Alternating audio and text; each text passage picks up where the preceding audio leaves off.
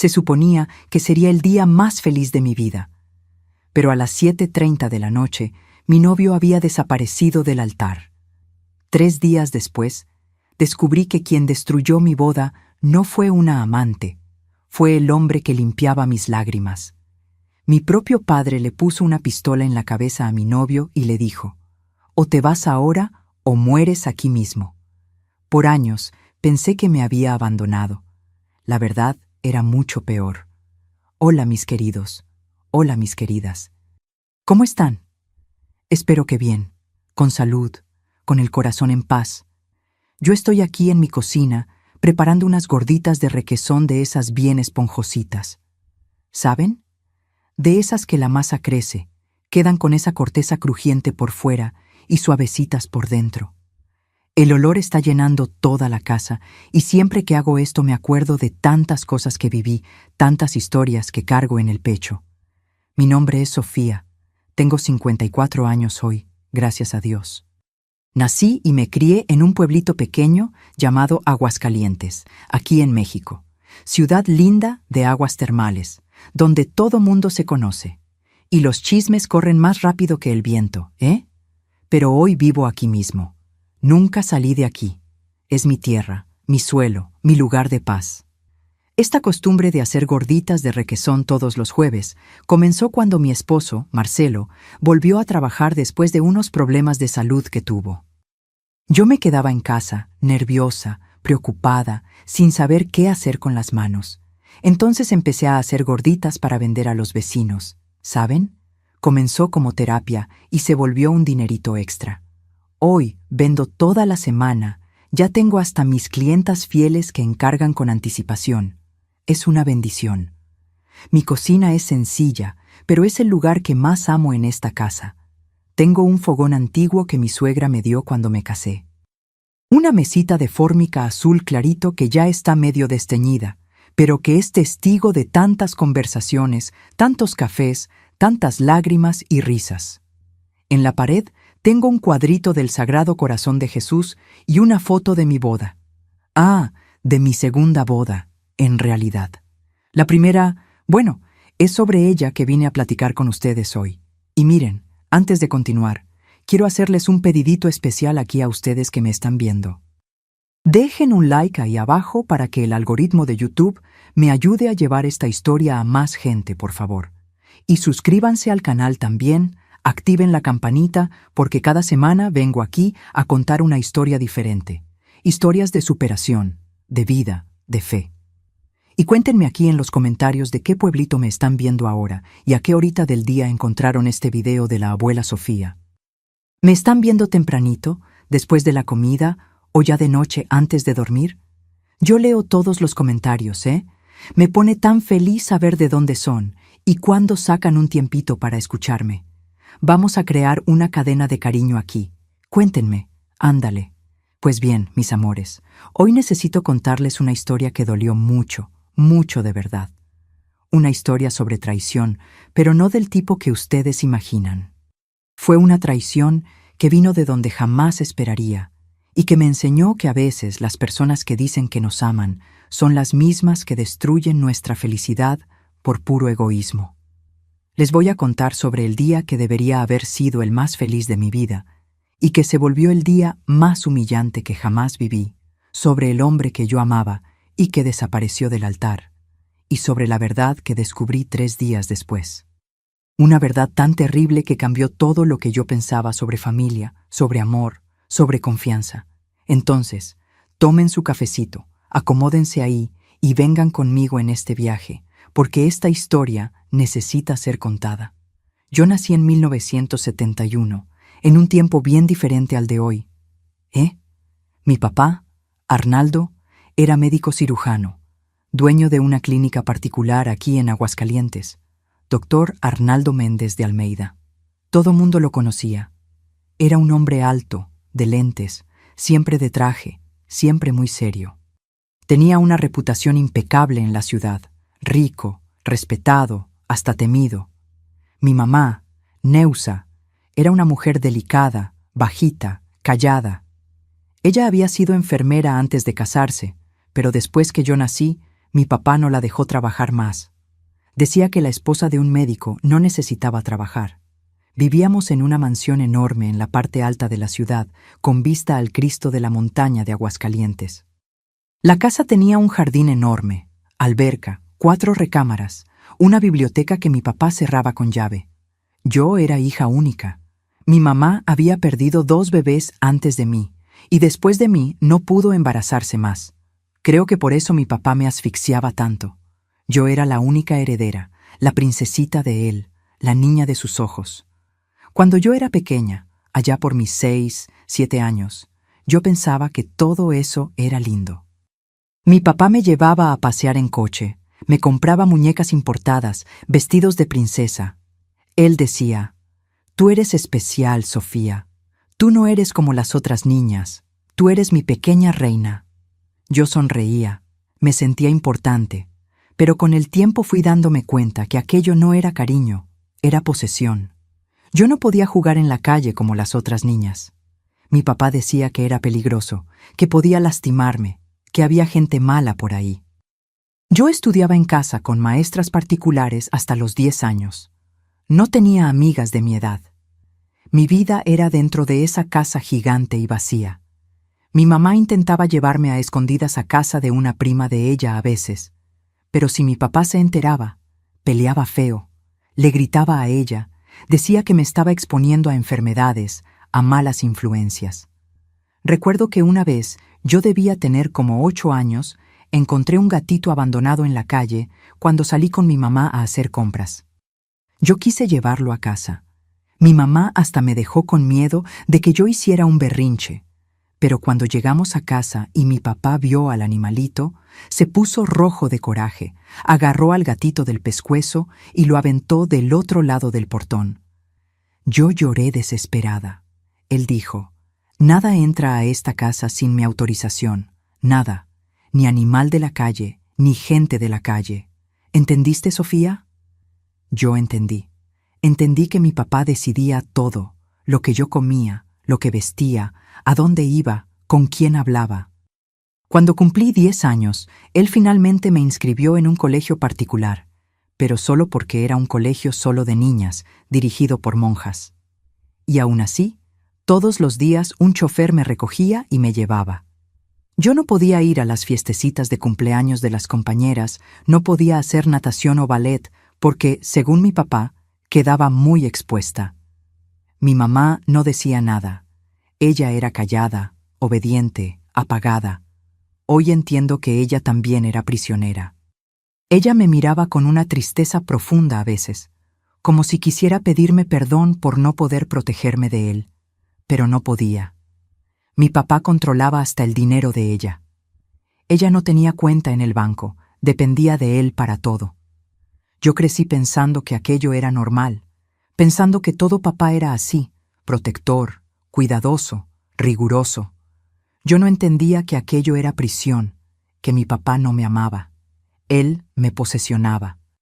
Yo era un objeto precioso para él, una muñeca de porcelana que guardaba en una vitrina de vidrio. Cuando cumplí 15 años, hubo un baile de quinceañera en el club de la ciudad. Varias niñas de mi escuela iban a participar. Yo le supliqué a mi papá que me dejara ir. Él me miró por encima de los lentes y dijo: «Tú no necesitas esos eventos vulgares, Sofía. Tú eres diferente. Tú eres especial». Yo lloré. Me encerré en mi cuarto, quedé castigada conmigo misma. Mi mamá vino de noche, se sentó en mi cama, acarició mi cabello y susurró: «Un día vas a entender que tu papá solo quiere tu bien». Pero yo no entendía. Yo me sentía sola, aislada. Yo veía a mis compañeras de escuela hablando de novios, de paseos, de libertad, y yo no tenía nada de eso. Mi papá decía que los hombres solo querían una cosa de las mujeres, que yo tenía que cuidarme, que cuando llegara el momento correcto, él iba a elegir a alguien digno para mí. Elegir, como si yo fuera ganado. A los 17 años terminé la preparatoria. Mi papá quería que estudiara medicina para trabajar en la clínica de él, pero yo no quería. Yo quería estudiar educación, trabajar con niños, salir de esa casa, respirar. Él no aceptó. Gritó que yo era una ingrata, que después de todo lo que había hecho por mí, yo iba a tirar todo a la basura para ser maestrita de escuela pública. Fue la primera vez que yo le planté cara. Yo dije que iba a estudiar educación con o sin su autorización. Él se quedó en silencio, ese silencio de él que era más aterrador que el grito. Y al final cedió, pero dijo: «Está bien, Sofía. Estudia tu educación, pero vas a vivir aquí en casa, vas a estudiar aquí en Aguascalientes mismo, en la universidad local. Y todos los días vas a dar cuenta de dónde estuviste y con quién estuviste. ¿Entendido?». Yo acepté porque no tenía opción. Yo tenía 18 años y no conocía nada del mundo más allá de esa casa y esas calles. No tenía dinero mío, no tenía valor de huir. Entonces entré a la universidad, pero seguí viviendo bajo su techo, bajo sus reglas, bajo su control. Y fue en la universidad que conocí a Marcelo. Y fue ahí que todo empezó a derrumbarse. Fue en la clase de Psicología de la Educación, en el segundo semestre de la universidad, que vi a Marcelo por primera vez. Él estaba sentado allá atrás, solito, con un cuaderno viejo lleno de anotaciones. Era un muchacho sencillo, moreno, de cabello medio largo, manos callosas de quien trabaja duro. Usaba siempre el mismo pantalón de mezclilla y 2 camisetas que iba alternando. Descubrí después que él era de la zona rural de Aguascalientes, hijo de un cuidador de un rancho. Trabajaba de día ayudando al papá y estudiaba de noche. Había conseguido una beca del municipio. Cuando la maestra pidió que hiciéramos un trabajo en pareja, nadie quiso hacerlo con él. Las muchachas de mi grupo eran todas de familia, ¿saben? Ese tipo de gente que le hace el feo a quien es pobre. Yo, que había pasado la vida entera aislada, sin saber platicar bien con nadie, terminé sentándome a su lado. Él me miró medio desconfiado y dijo: «¿Estás segura? Tus amigas allá te están llamando». Yo respondí: «No son mis amigas, y sí, estoy segura». Empezamos a platicarnos despacito, con cuidado. Marcelo era tímido, pero cuando agarraba confianza, hablaba bonito sobre la vida, sobre sueños. Él quería ser maestro de una escuela pública, ayudar a niños como él que no tenían nada. Yo me enamoré de la forma como él veía el mundo, tan diferente a mi papá, que veía todo como propiedad, como conquista, como poder. Empezamos a vernos a escondidas. Después de clase, él me esperaba en un cafecito cerca de la universidad. Tomábamos un café, platicábamos, reíamos. Yo le mentía al chofer de mi papá.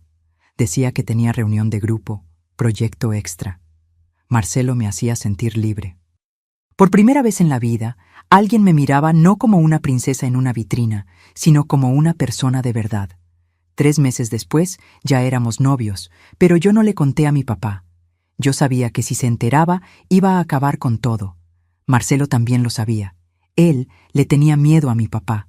Decía: «Sofía, tu papá es demasiado poderoso. Si se entera de mí, me destruye. Yo no tengo nada, no soy nadie en esta ciudad». Yo le aseguraba que no, que mi papá iba a entender, que iba a aceptar, pero yo misma no creía eso. Anduvimos a escondidas por casi 2 años. Fue la época más feliz de mi vida.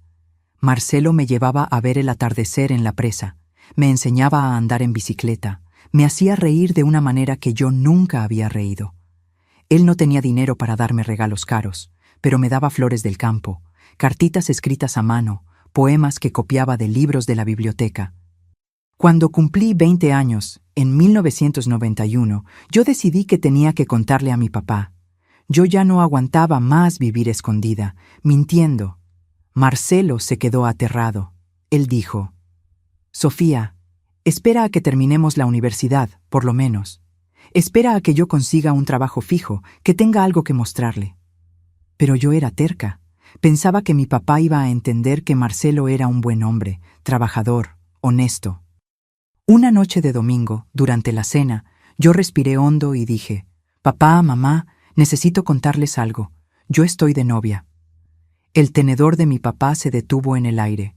Él me miró con esos ojos fríos de víbora y preguntó: «¿De novia con quién?». Yo tragué saliva. «Con un compañero de la universidad. Se llama Marcelo.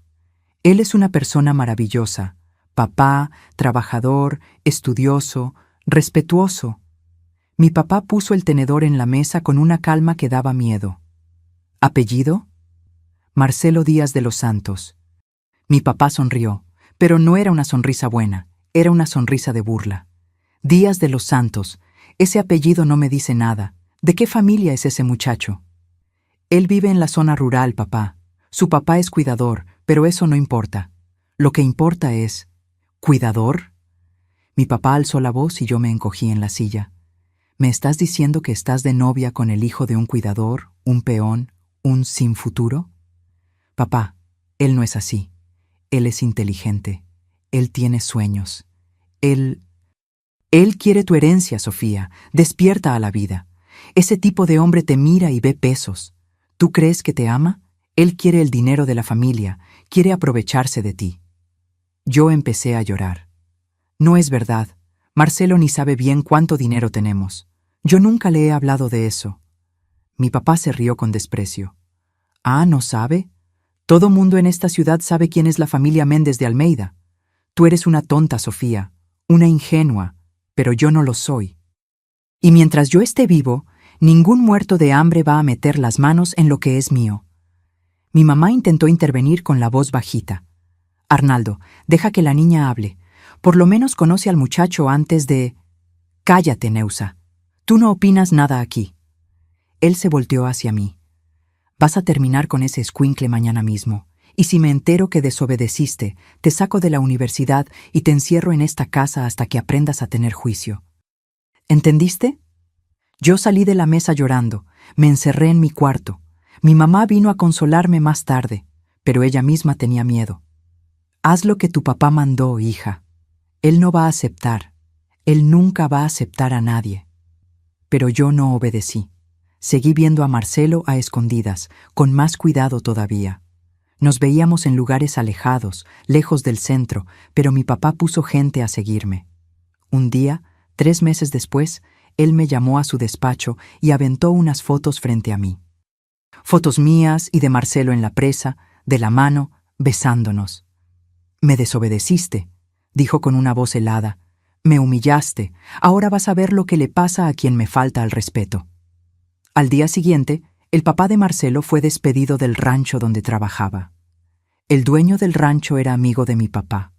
La familia de Marcelo se quedó sin casa, sin dinero, de la noche a la mañana, y Marcelo sabía que había sido mi papá. Él me llamó llorando, desesperado. Sofía, mi papá está enfermo. Mi mamá está desesperada. No tenemos a dónde ir. Tu papá hizo esto, y yo no puedo hacer nada contra él. Yo le supliqué a mi papá que se echara para atrás, de rodillas, llorando. Él me miró con frialdad y dijo, me echo para atrás el día que prometas que nunca más vas a ver a ese muchacho en tu vida. Yo prometí. Tuve que prometer. No iba a dejar a la familia de Marcelo en la calle por mi culpa. Terminé con él llorando, pidiéndole perdón, diciéndole que era mejor así. Él entendió. Él sabía que mientras mi papá estuviera vivo, nosotros no íbamos a tener paz.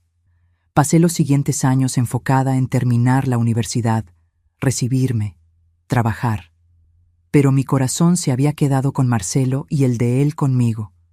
Nos veíamos de lejos, a veces en la calle, en el mercado. Él había conseguido un trabajo en una escuela municipal. Yo daba clases en una escuelita particular. No nos hablábamos, pero las miradas lo decían todo. Cuando cumplí 26 años en 1997, mi papá empezó a presionarme para que me casara. Él me presentaba pretendientes, hijos de médicos, de empresarios, de rancheros, hombres viejos, arrogantes, que me miraban como mercancía. Yo rechazaba a todos. Hasta que un día él dejó de insistir y eso me asustó más que las peleas. Los años que siguieron fueron los más asfixiantes de mi vida. Mi papá se había dado cuenta que yo no iba a ceder a los pretendientes que él elegía. Entonces cambió de estrategia. Empezó a aislarme de nuevo, como cuando era niña. Controlaba mi sueldo. Yo trabajaba, pero la cuenta del banco estaba a su nombre. Controlaba mis salidas. Tenía que avisar a dónde iba, con quién, a qué hora regresaba. Puso cámaras en la sala, en la cocina, en el pasillo. Decía que era por seguridad, pero yo sabía que era para vigilarme. Mi mamá había empeorado. Ella había desarrollado una depresión profunda, tomaba medicinas controladas, pasaba el día encerrada en su cuarto. Yo creo que ella había renunciado a la vida, ¿saben? Había renunciado a luchar, a existir. Ella era un fantasma caminando en esa casa. Yo intentaba platicar con ella, pero solo lloraba y decía: «Vas a terminar como yo, Sofía, presa para siempre». Yo di clases por 4 años más, pero en 2001, cuando yo tenía 30 años, mi papá me obligó a renunciar. Dijo que yo no necesitaba trabajar, que era ridículo que la hija de él trabajara en escuelita de pobres. Yo intenté resistir, pero él amenazó con quitarme el acceso al coche, al dinero, a todo. Yo cedí. Me volví prisionera de nuevo. En ese periodo, yo casi enloquezco. Pasaba los días dentro de casa sin función, sin propósito. Mi papá tenía consultorio en casa, entonces siempre estaba cerca, siempre vigilándome. No me dejaba salir sola, ni para ir a la panadería de la esquina. Si yo necesitaba algo, el chofer de él iba a buscarlo. Yo tenía 30 años y vivía como una niña bajo tutela. Fue en 2003 que las cosas empezaron a empeorar de una manera que yo nunca imaginé. Mi mamá falleció. Fue de madrugada, durmiendo. Los médicos dijeron que fue paro cardíaco, pero yo sé que fue de tristeza. Ella murió de tanto vivir infeliz. El entierro fue pequeño. Mi papá ni lloró. Se quedó serio, de traje negro, recibiendo los pésames con una cara de piedra. Y ahí quedamos solo nosotros dos, yo y él, en esa casa enorme y silenciosa. Y él empeoró. Sin mi mamá para servir de escudo, todo el control de él cayó sobre mí. Empezó a decidir lo que yo comía, lo que vestía, a qué hora me iba a dormir. Tocaba la puerta de mi cuarto de madrugada para ver si yo estaba ahí. Me llamaba 10 veces al día si yo me atrevía a salir de la casa, aunque fuera para ir al jardín.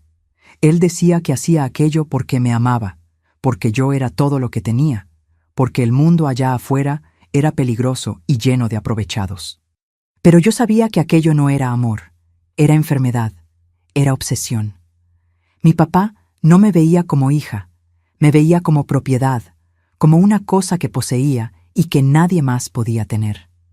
Yo intenté salir de casa una vez. En 2005, a los 34 años, junté valor y dije que iba a rentar un departamentito, que quería tener mi vida. Él me miró como si yo hubiera dicho la mayor de las blasfemias.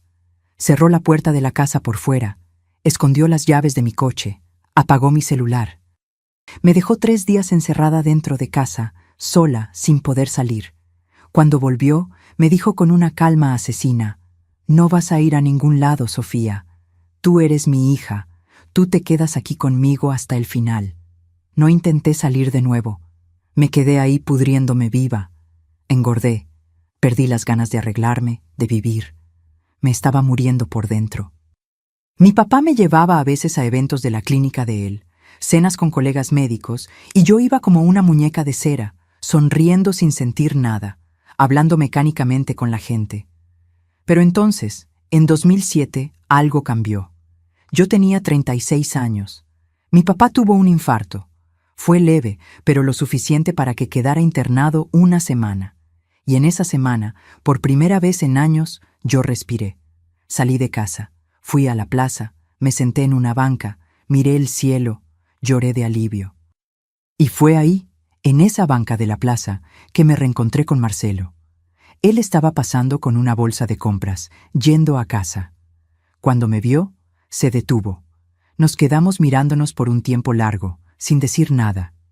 Él había envejecido, tenía unas arrugas en los ojos, el cabello un poco canoso en las sienes, pero la mirada era la misma, dulce, gentil, verdadera.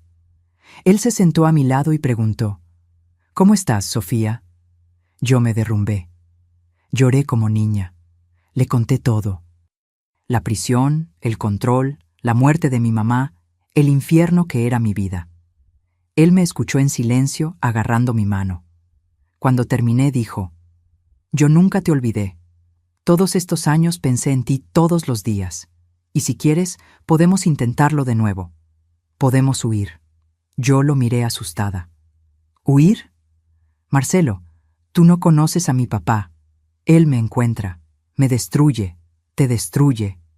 Entonces vamos a ser más listos, vamos a hacerlo bien.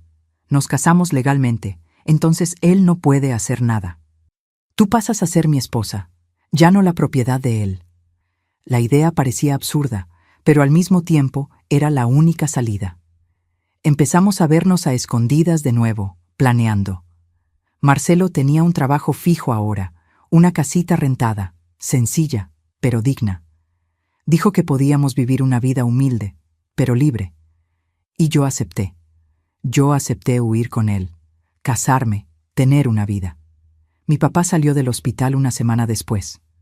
Volvió a casa más controlador todavía, pero yo fingí que todo estaba bien. Fingí obediencia, sumisión. Mientras tanto, yo y Marcelo planeábamos todo en los mínimos detalles. Nos íbamos a casar un sábado por la tarde, en una ceremonia sencilla en la iglesia del centro. Invitamos a poquísima gente.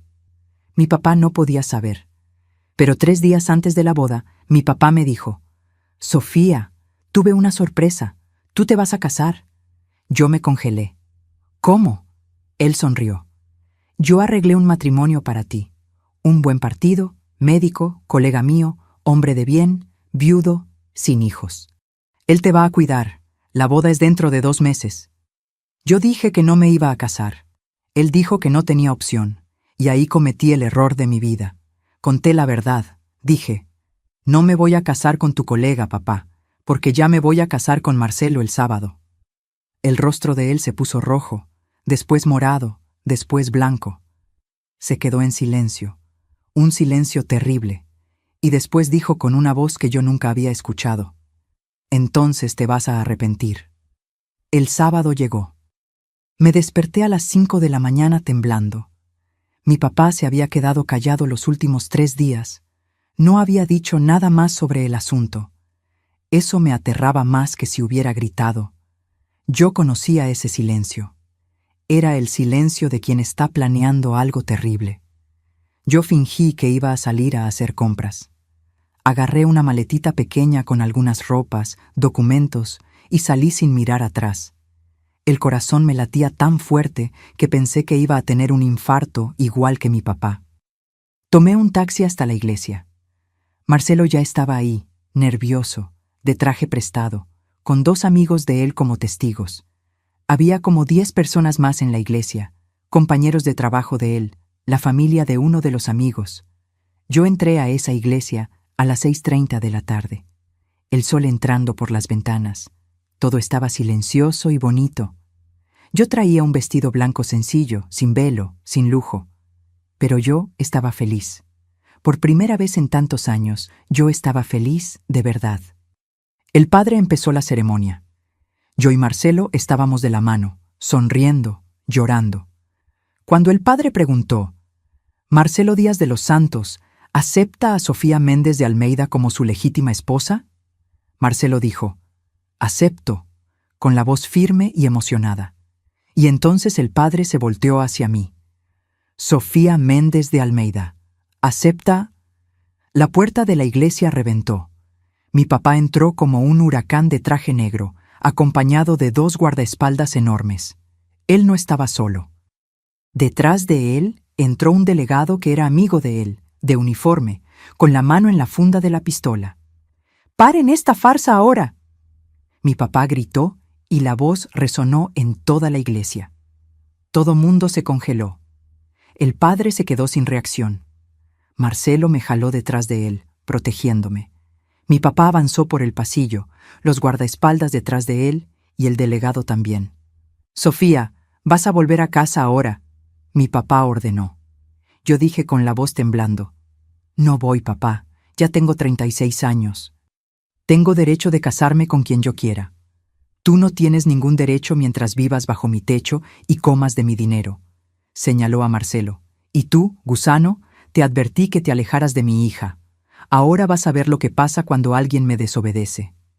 El delegado se acercó y dijo: el doctor Arnaldo recibió una denuncia anónima de que esta boda está sucediendo bajo coacción. Voy a tener que interrumpir la ceremonia y llevar al novio a la delegación para que declare. Marcelo se puso pálido. ¿Coacción? ¿Qué coacción? Fue ella quien quiso casarse conmigo. No es lo que dice la denuncia, dijo el delegado, y me di cuenta que todo estaba armado. Mi papá había sobornado al delegado, había inventado una denuncia falsa. Yo grité: «¡Eso es mentira! ¡Es todo mentira! Él no me obligó. Yo me quiero casar con él». Mi papá me agarró del brazo con fuerza y empezó a arrastrarme. «Tú no sabes lo que quieres, Sofía. Tú eres una niña. Siempre lo fuiste, y vas a seguir siendo hasta que yo me muera». Marcelo intentó soltarme, pero los guardaespaldas lo agarraron. Uno de ellos le torció el brazo para atrás y escuché a Marcelo gruñir de dolor. El padre intentó intervenir, pero mi papá gritó que iba a demandar a la iglesia si no se quitaban de enfrente. Los testigos se quedaron en shock, sin saber qué hacer. Una de las señoras empezó a llorar, pidiendo que pararan, pero nadie tenía valor de enfrentar a mi papá. Mi papá me arrastró fuera de la iglesia, empujándome cuando intentaba resistir. La gente en la calle se detuvo a mirar, cuchicheando, pero nadie hizo nada. Me aventó en el asiento de atrás de su coche, se subió a mi lado y le ordenó al chofer que se fuera. Yo golpeé la ventana, grité, intenté abrir la puerta, pero estaba cerrada por fuera. Durante todo el trayecto hasta la casa, mi papá no dijo una palabra. Solo me agarraba de la muñeca con fuerza, los dedos clavándose en mi piel, dejando marcas moradas. Cuando llegamos, me arrastró para adentro, me empujó hacia el pasillo. Yo tropecé, caí de rodillas. Él me levantó del brazo con violencia y me empujó a mi cuarto. «Te vas a quedar aquí hasta que aprendas», dijo con una voz helada como hielo. «Te vas a quedar aquí hasta que entiendas que lo que hago es por tu bien. Eres una ingrata, Sofía. Yo te di todo, todo. Y tú quieres tirar todo a la basura por un peón de rancho que no vale nada». Salió y azotó la puerta. Escuché la llave girando en la cerradura. Escuché sus pasos alejándose por el pasillo. Yo me quedé ahí en el piso, llorando, adolorida, con dolor en el brazo, con dolor en el alma. Pasé 3 días encerrada en ese cuarto, 3 días sin comer bien, sin poder tragar nada más que agua de la llave del baño. La empleada tocaba la puerta de vez en cuando, dejaba una charola de comida en el piso del pasillo, pero yo no podía comer. Mi estómago estaba revuelto, mi cabeza dolía, todo mi cuerpo dolía. Pensé en matarme. Miré la ventana del segundo piso y pensé en abrirla y aventarme. Sería rápido, sería el fin de todo. Nadie iba a extrañarme. Mi papá iba a inventar alguna excusa, decir que fue accidente y continuaría su vida como si nada hubiera pasado. Pero no tuve valor, o tal vez tenía esperanza todavía. Algo pequeño, minúsculo, me decía que todavía había una salida, que todavía había esperanza. Al tercer día de madrugada, yo estaba acostada en la cama mirando al techo cuando escuché un ruido en el balcón. Pensé que era un gato, un pajarito, el viento golpeando algo, pero el ruido continuó. Era alguien intentando llamar mi atención. Me levanté despacio, el cuerpo todo adolorido, y fui hasta la puerta del balcón. No había nadie ahí, pero en el piso, cerca de la reja, había un sobre manila. Mi corazón se disparó. Agarré el sobre con las manos temblando. Dentro había una nota escrita con la letra de Marcelo, pero la letra estaba temblorosa, apresurada, como si él hubiera escrito corriendo con miedo de que lo atraparan. «Sofía, te amo más que a mi vida. Yo no huí de ti, huí para vivir. Tu papá me buscó al día siguiente de la boda. Me llevó a un lugar aislado, me apuntó con una pistola en la cabeza y dijo que si no desaparecía de la ciudad, me iba a matar y decir que fue asalto. Yo intenté resistir, Sofía, te juro que intenté, pero él es demasiado poderoso. Tiene a la policía, tiene dinero, tiene todo. Yo no tengo nada, nada. Si hubiera muerto, no iba a servir de nada. Tú ibas a seguir presa». Entonces huí. Salí de Aguascalientes. Estoy escondido en una ciudad vecina, pero conseguí una prueba. Hay una memoria USB en este sobre. Ve a la iglesia y pídele al Padre que libere las grabaciones de las cámaras de seguridad de la sacristía del día de nuestra boda, de las 6:50 p.m. Mira la memoria USB solo después de eso. Tiene copias de las grabaciones. Esta es nuestra única oportunidad, Sofía. Esta es nuestra única prueba. Te amo. Perdóname por no haber sido lo suficientemente fuerte para protegerte de él. Marcelo. Lloré leyendo eso. Lloré de alivio porque él no me había abandonado. Lloré de miedo porque ahora yo sabía que mi papá era capaz de matar. Iba a matar al hombre que yo amaba si era necesario para mantenerme bajo control. Yo sabía que tenía que salir de esa casa, pero no sabía cómo. Mi papá me vigilaba todo el tiempo. No tenía celular, no tenía coche, no tenía dinero. Yo era prisionera de verdad. Pero entonces me acordé de algo. Mi mamá había escondido una llave de repuesto del coche en una lata de galletas vieja en el armario de la cocina.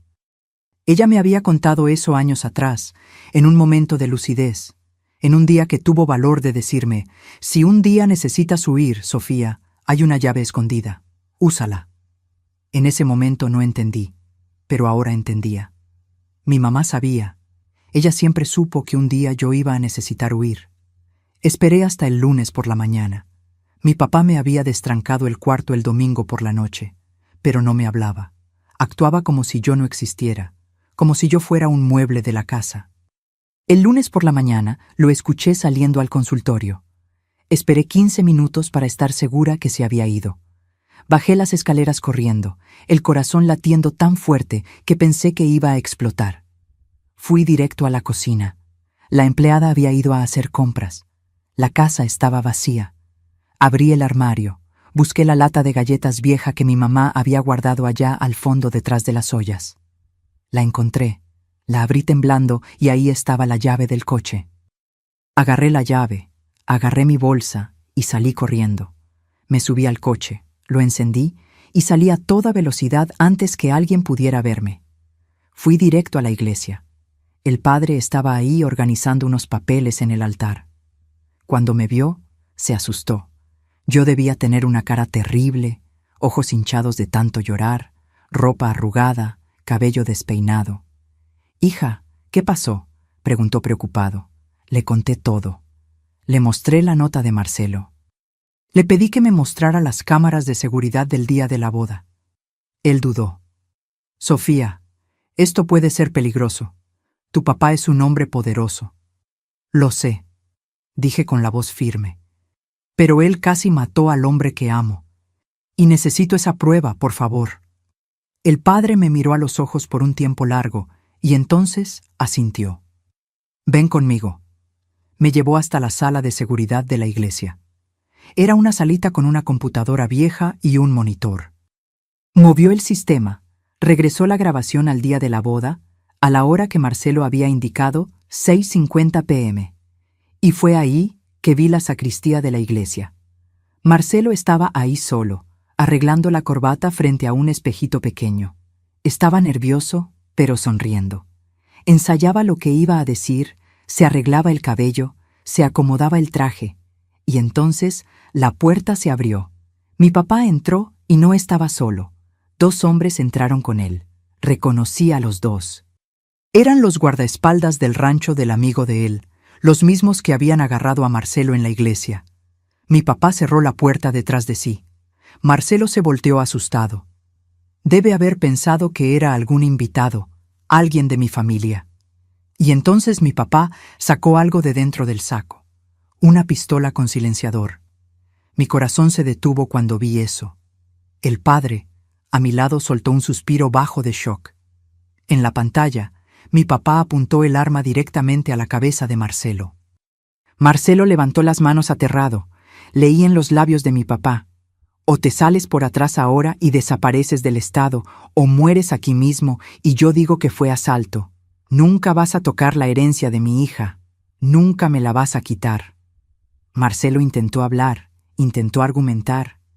Yo veía su boca moviéndose, sus manos temblando, pero mi papá no bajó el arma.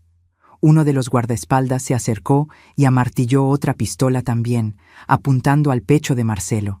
Y entonces Marcelo se derrumbó. Lloró. Suplicó. Pidió por lo menos despedirse de mí, explicar, pero mi papá negó con la cabeza y dijo algo que pude leer en los labios. «Tienes 1 minuto para salir o disparo ahora».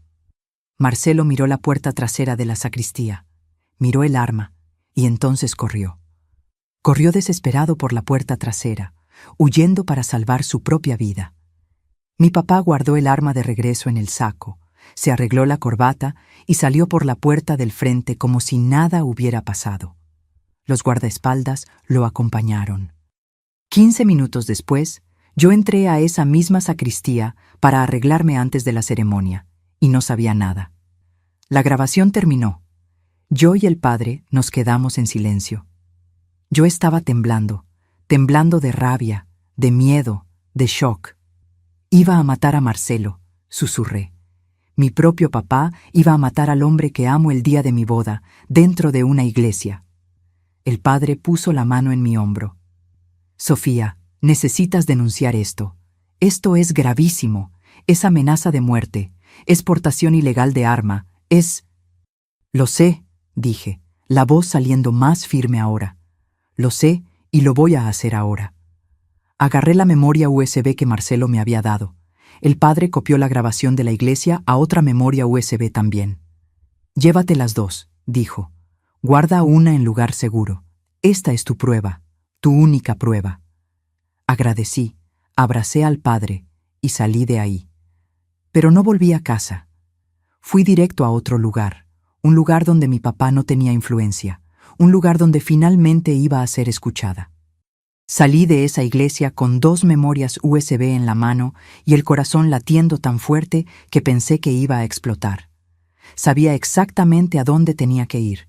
No podía ser la delegación del centro donde el amigo de mi papá trabajaba. Tenía que ser otro lugar, un lugar donde él no tuviera control. Manejé hasta el otro lado de la ciudad, hasta la agencia especializada en delitos contra la mujer.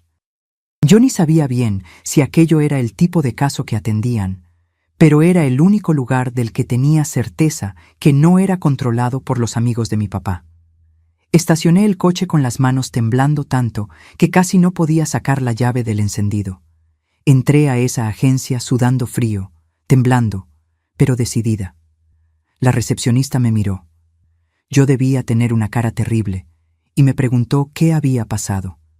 Dije que necesitaba hacer una denuncia urgente. Me llevó hasta una sala donde estaba la agente de guardia. La agente era una mujer alta, de unos 40 y tantos años, de lentes, cabello recogido en un chongo bien hecho. Usaba un blazer azul marino y tenía una postura firme, seria, pero sus ojos eran gentiles. Me ofreció una silla y un vaso de agua. «Cuéntame qué pasó», dijo con una voz calmada pero profesional. Y conté. Conté todo, desde la infancia, el control, la prisión psicológica, el aislamiento.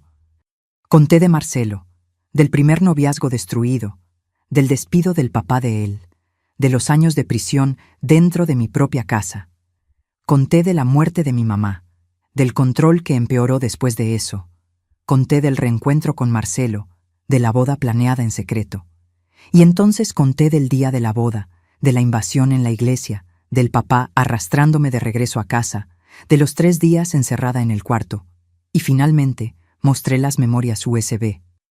«Hay una grabación aquí», dije con las lágrimas rodando por el rostro, «una grabación de mi papá amenazando con matar a Marcelo con un arma en la sacristía de la iglesia. Le dio 1 minuto a Marcelo para huir o morir». La agente agarró las memorias USB, puso una de ellas en su computadora, vio en silencio, el rostro poniéndose cada vez más serio, cada vez más tenso. Cuando la grabación terminó, se quitó los lentes, se frotó la cara con las manos y me miró. «Sofía, lo que está en este video es gravísimo», dijo. «Esto es amenaza de muerte, portación ilegal de arma de fuego con silenciador que está prohibido para civiles, privación ilegal de la libertad cuando te encerró en el cuarto, coacción. Tu papá va a responder por todo esto criminalmente». Empecé a llorar de alivio. Por primera vez en mi vida, alguien me estaba tomando en serio. Alguien me estaba escuchando de verdad. Me estaba viendo como víctima y no como hija ingrata. La agente agarró papel y pluma y empezó a hacer el reporte de denuncia. Hizo preguntas detalladas, anotó todo, pidió mis documentos, la dirección completa de la casa de mi papá, el nombre completo de él, la profesión. Hizo copias de las memorias USB, guardó una como evidencia, me devolvió la otra. Voy a pedir una orden de protección de emergencia para ti, explicó. Tu papá no va a poder acercarse a ti, llamarte, buscarte. Si viola esta orden, va a ser arrestado inmediatamente. Y voy a pedir una orden de aprehensión preventiva basada en este video. Con esta prueba, el juez va a aprobar con seguridad. Agarró el teléfono, hizo algunas llamadas, habló con el juez de guardia, explicó la situación, dijo que era urgente. En menos de 2 horas, todo estaba listo. La orden de protección fue aprobada. La orden de aprehensión fue emitida. La agente reunió un equipo, 4 policías, 2 hombres y 2 mujeres, y me preguntó, ¿quieres ir cuando vayamos a arrestarlo? Yo quise. Necesitaba ver eso. Necesitaba ver a mi papá siendo responsabilizado por lo que hizo. Necesitaba ver que él no era todopoderoso, que no estaba por encima de la ley. Volvimos a mi casa, o mejor dicho, a la casa de él en 2 patrullas. Eran casi las 12 del día. Mi papá debía estar regresando de la clínica para la comida, como hacía todos los días. Las patrullas se detuvieron frente al portón. Yo estaba en la segunda patrulla, en el asiento de atrás, con el corazón disparado. La agente bajó, caminó hasta el interfón, tocó el timbre. La empleada atendió, asustada cuando vio a la policía. La agente mostró la orden a través de la reja. Estamos aquí para arrestar al doctor Arnaldo Méndez de Almeida. Abra el portón, por favor. La empleada se puso blanca, pero obedeció. El portón se abrió despacio. La agente y los policías entraron. Yo bajé de la patrulla también, las piernas temblando, pero la cabeza en alto. Mi papá apareció en la puerta de la casa. Estaba de pantalón de vestir y camisa de vestir, sin corbata todavía, como si acabara de llegar. Debía estar preparándose para la comida. Cuando me vio ahí en medio de los policías, su rostro cambió. Se puso rojo, rojo de rabia. ¿Qué hiciste, Sofía?, gritó, la voz resonando por el jardín. Di un paso adelante. Todo mi cuerpo estaba temblando, pero no iba a dejar que me intimidara nunca más. Hice lo que nunca me dejaste hacer, papá. Elegí mi vida. La agente se acercó a él. Profesional, firme. Doctor Arnaldo Méndez de Almeida, usted está arrestado preventivamente por amenaza de muerte, portación ilegal de arma de fuego, privación ilegal de la libertad y coacción. Usted tiene derecho a guardar silencio. Todo lo que diga podrá y será usado en su contra. Mi papá intentó argumentar. Usó ese tono de médico importante, de hombre respetado, de alguien que estaba por encima de aquello. Esto es un malentendido, un absurdo. Yo conozco al jefe de la policía, conozco al alcalde, conozco al juez. Voy a llamarlos ahora y... Usted puede llamar a quien quiera después de la delegación, cortó la agente seca. Ahora usted tiene que acompañarnos. Hizo una seña a los policías. Se acercaron. Mi papá retrocedió, la voz subiendo. No pueden arrestarme. Soy médico, tengo una clínica, tengo pacientes esperando. Usted está siendo arrestado por amenaza de muerte con arma de fuego, repitió la agente. Tenemos pruebas en video. Usted puede ir por las buenas o lo llevamos a la fuerza. Usted elige. Mi papá me miró y en esa mirada había odio. Odio puro, verdadero, profundo.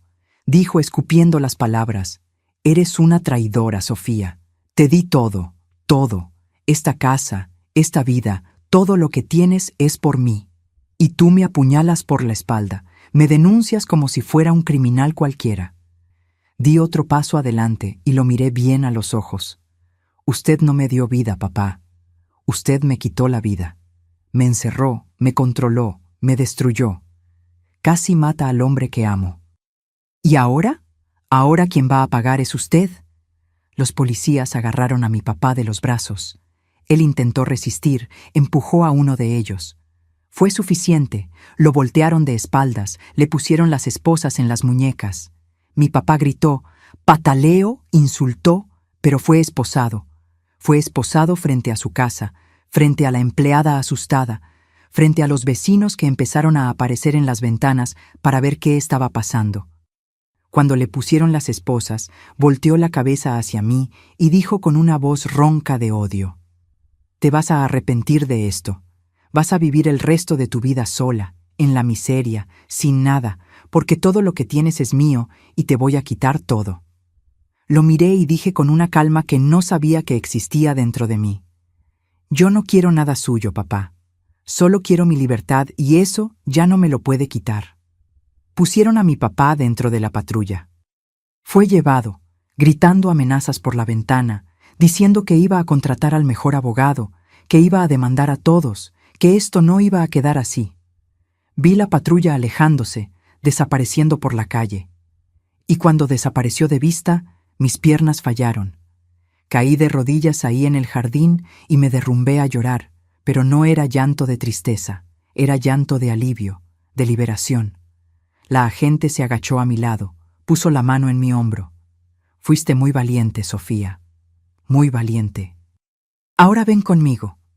Te vamos a llevar a un refugio temporal, donde puedes quedarte hasta que las cosas se arreglen. No puedes quedarte aquí en la casa de él». Asentí.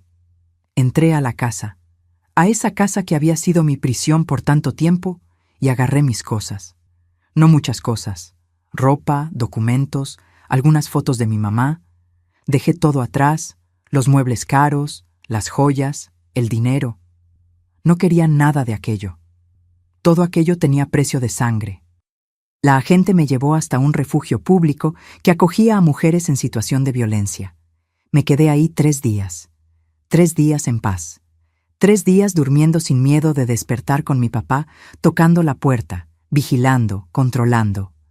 En ese tiempo, el abogado de mi papá trabajó.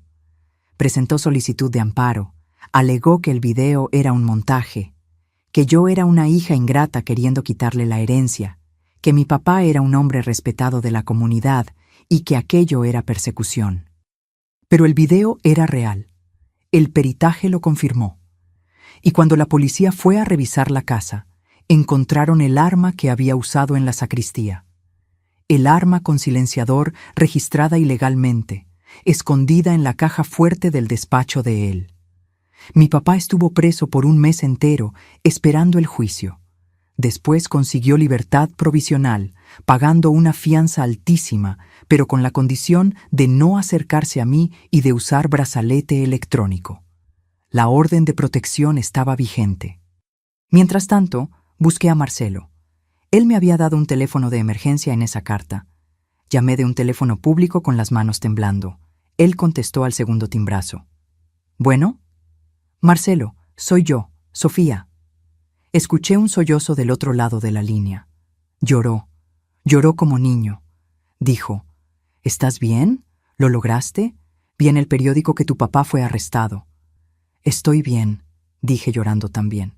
«Y sí, lo logré. Está preso. Ya no puede hacerme daño. Podemos estar juntos ahora, Marcelo».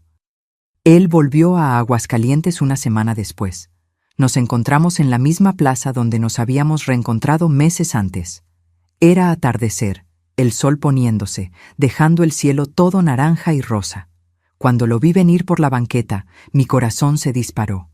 Corrí y me aventé a sus brazos. Nos abrazamos ahí en medio de la plaza, llorando, sin poder decir nada, solo sintiendo. Sintiendo que finalmente, después de 20 años, de tanto sufrimiento, de tanta lucha, podíamos estar juntos sin miedo. «Pensé que te había perdido para siempre», susurró en mi oído. «Nunca», dije, «nunca me perdiste. Siempre fui tuya». 2 meses después, nos casamos de nuevo por lo civil, sin fiesta, sin lujo, sin nada. Fuimos al registro civil un jueves por la mañana. Solo nosotros 2, los 2 testigos que el registro proporcionó y el juez del registro civil. Yo usé un vestido sencillo, rosa clarito, que compré en una tiendita del centro. Marcelo usó el mismo traje prestado que había usado en el primer intento de boda. Cuando el juez dijo, «Los declaro marido y mujer», nos besamos y lloramos. Lloramos de felicidad, de alivio, de amor.